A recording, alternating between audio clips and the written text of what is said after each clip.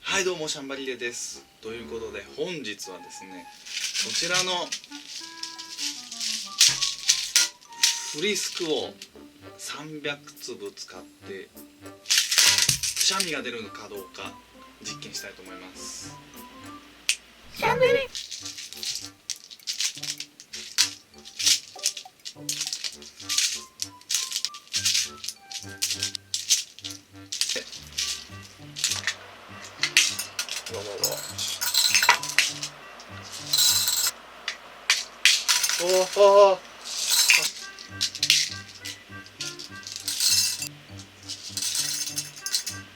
はい、これがちょうど300粒になります。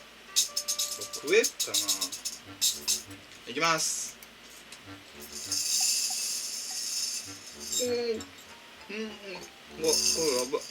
ラブ。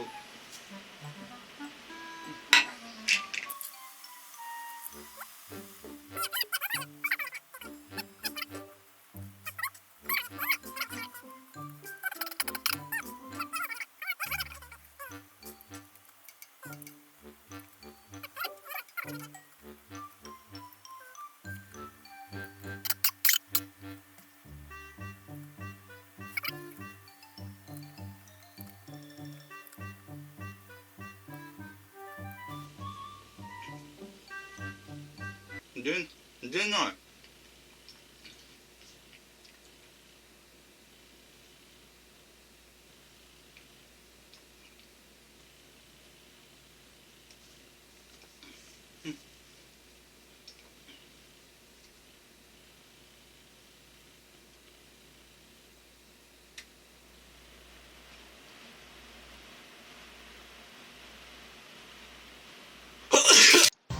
この放送は明日に明るい未来をシャンテン堂とデザイン・ユア・エナジーシャンデリの提供でお送りしました。